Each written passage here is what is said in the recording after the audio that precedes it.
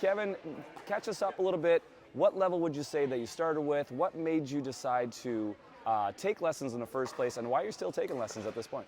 So I think when I started, I would say 3.8, 3.9, maybe a 4.0 on a good day is where I was. But I think I felt so. And then going into the reason why are you still taking lessons, I had been at that level for well over a year, maybe 2 years, and hadn't progressed very much. So I really wanted to focus on getting better.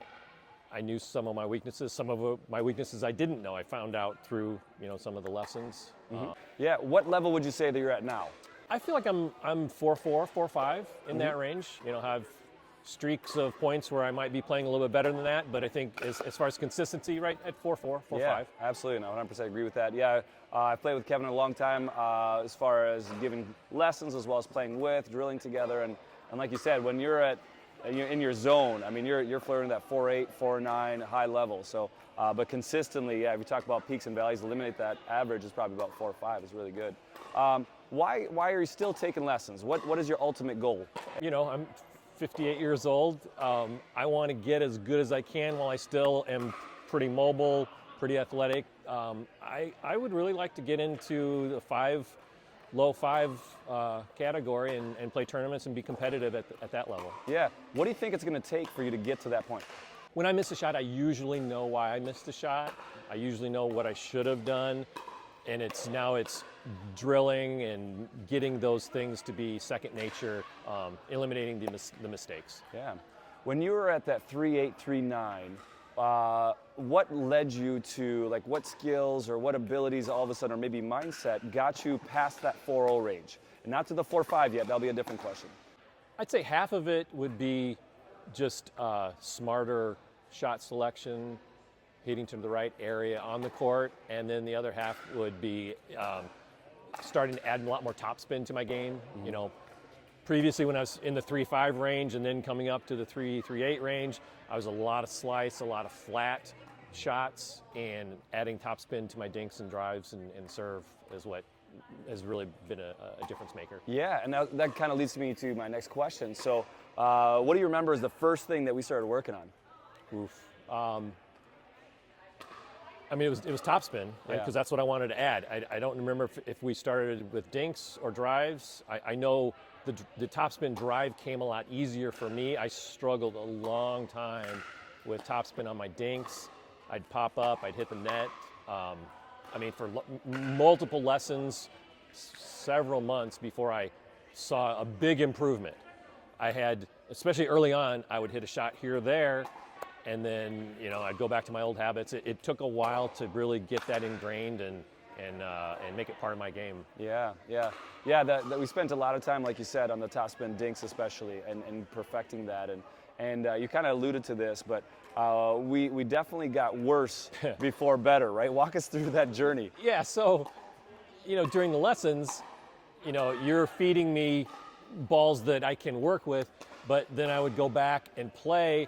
And I was worse because I was trying to do the right shot, but yet I didn't have the right shot down yet. So honestly, I was losing points, losing games to people that I'd previously been beating until I finally got a little bit more dialed in. So yeah, it was frustrating, but I was aware that was going to be an issue, and I wanted to fight through it and learn to play the right way, hit the right shot, rather than falling back into my old habits. Yeah, absolutely. And it's very easy during that time to be frustrated, right? Yeah. And it's very humbling, like you said, that you're playing against people that you've been beating, and all of a sudden now they're beating you.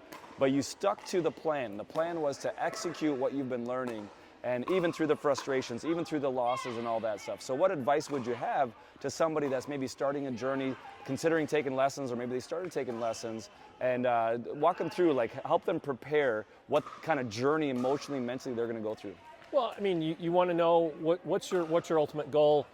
Are you taking lessons to get better for next month's tournament? Are you taking lessons to get better for a lifetime and at a longer horizon, like a year or more? That's a different mindset. Maybe a little bit higher goals, but just to realize, at least for me, it was a struggle. I was definitely worse while I was still trying to do the same shot. And Pinnett and I were kind of in the same boat. We were both trying to get serious at the same time, and we would laugh about it that we were losing points, but we'd encourage each other, hey, continue to hit that shot. Continue to try to hit that shot, even when we'd miss.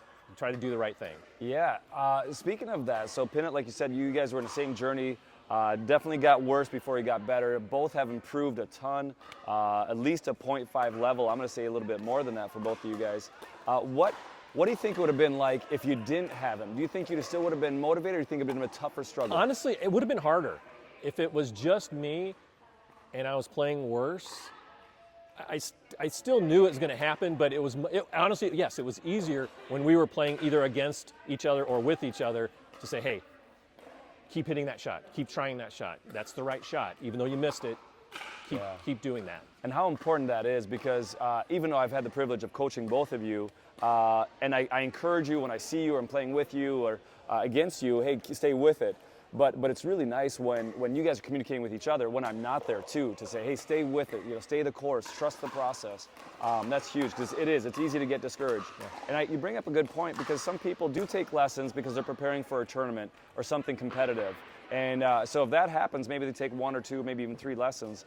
We're probably talking more and focusing more on the tactics and the strategy, and maybe some consistencies, but we're not focusing on changing mechanics. Right. One thing that people sometimes maybe don't realize is when we're changing a mechanics of a stroke, you're going away from what you know. You're going away from your muscle memory. And so that's a process, and it takes a while. And then you have to do that not just in a lesson, but then when you play rec games, not focus on the score or trying to win that point. You're focusing on trusting that process, focusing on doing the mechanics right. And that's probably the biggest challenge that I see with any student. So, good. Now, so we talked about what kind of change you made to get to above 4.0. You said adding some topspin, and then you kept progressing. And then, like we talked about, you're at a 4.5 level now. What are the differences between, let's say, a standard 4.0 to now a 4.5? I think consistency, strategy, knowing where to put pressure on your opponents, when not to speed up, when not to hit hard, because as you get better and play against better opponents, things that worked at 3.5 and 4.0 don't work anymore, because you can blast it at someone and it's just coming back just as hard. So learning when to play soft, when to speed it up, and when not to, when to just recover and get back in the point. Yeah. How much would you say your court positioning has affected your gameplay, your movement with court positioning, defending as well as attacking? Yeah, I mean that's huge, especially the higher you go. If you're not in the right position, that gets exploited immediately. Whereas earlier on, when I was only playing 3.5 and a little bit higher, you can get away with a little bit more. But yeah, as you play better opponents, court positioning, defensively is huge. Yeah, good. What do you think it's going to take for you to get to 5.0? What are the skills that you think that you need, or that you're seeing other players that are 5.0 and above that they do that maybe right now you're not? I think just consistency. I mean, I've got a couple misses. Getting low enough, leaning back. Those are I'm doing it way less than I used to, but those are still my misses when I don't get low enough. And occasionally court positioning, where I'll hit a shot and not move forward quick enough. I'm still watching what happens to my ball rather than just following it in. So I think those 3 things: court positioning, consistency,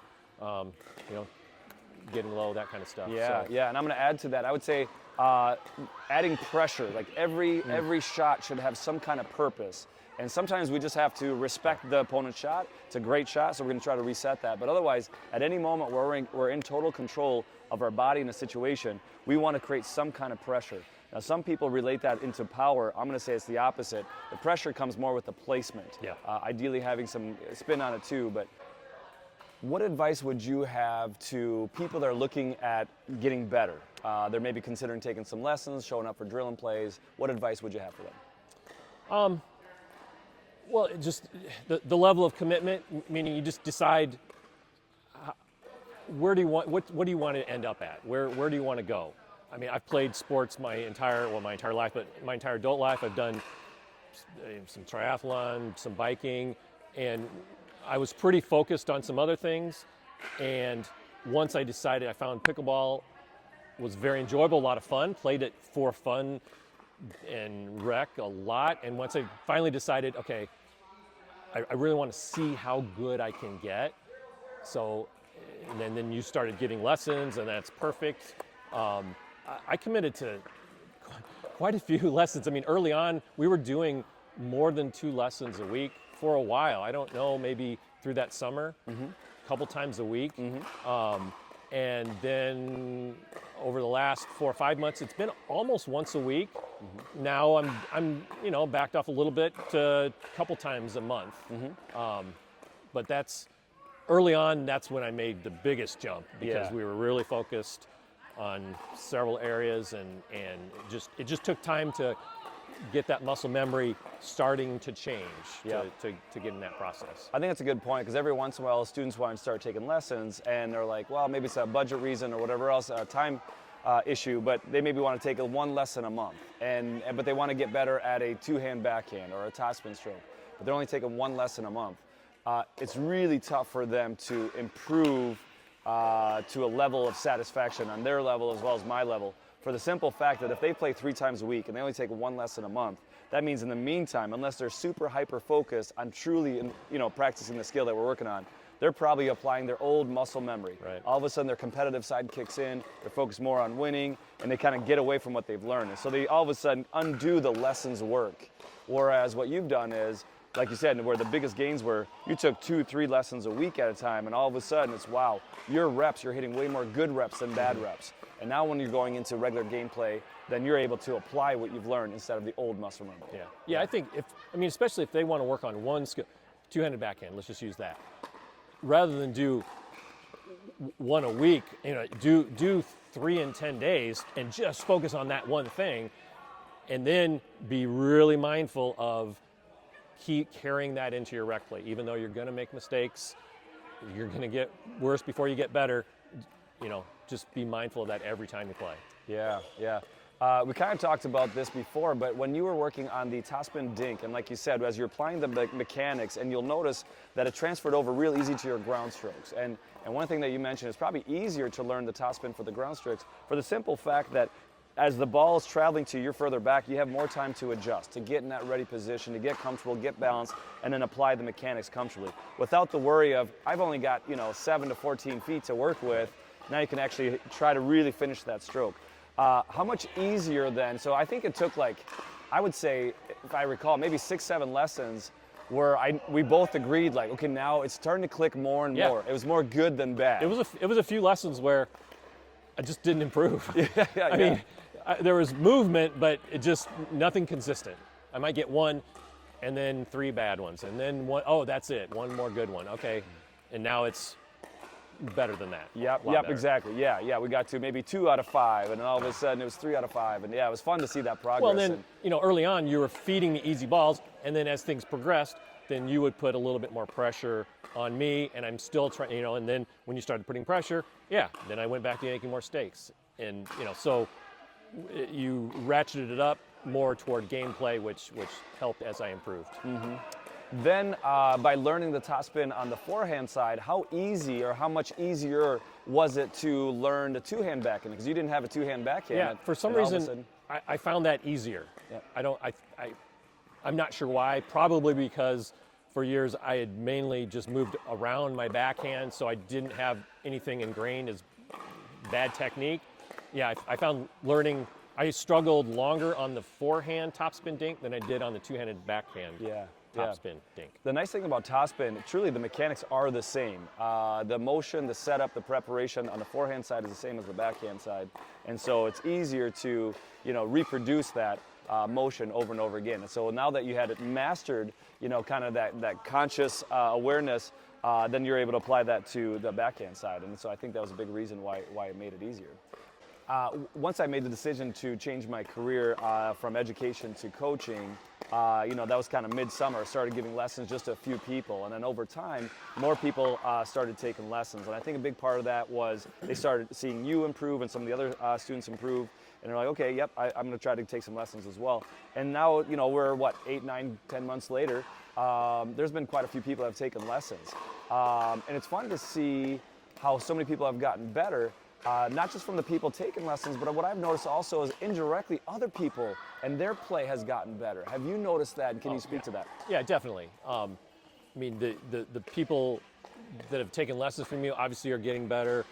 But what that trickles over is into better play for the entire area. I mean, I finished my lesson, I see Phil working with newer players, and then I'll see them a few weeks later who they're improving. Now that they're playing better in their group, everybody's getting better. So it's a trickle-down effect, however you want to say that. But yeah, it's really, really interesting to watch. Yeah, that is kind of fun how, like you kind of alluded to this, when you started playing, 3-8, 3-9, now you're playing 4-0 plus, because all of a sudden you recognize as you're playing against other players that are a little bit better at that time, your shots before at the maybe 3-5 level didn't work at that level anymore. And so you had to adjust your game. And so as you took lessons and other people are taking lessons, they're playing the game the way it should be played type of thing. They're playing the right shots and all that. And all of a sudden, these other players not taking lessons see the changes, and then all of a sudden, oh, I got to hit one more shot. Or, oh, that's a different angle. I have to cover that now differently. And so they're indirectly benefiting from that as well. Yeah.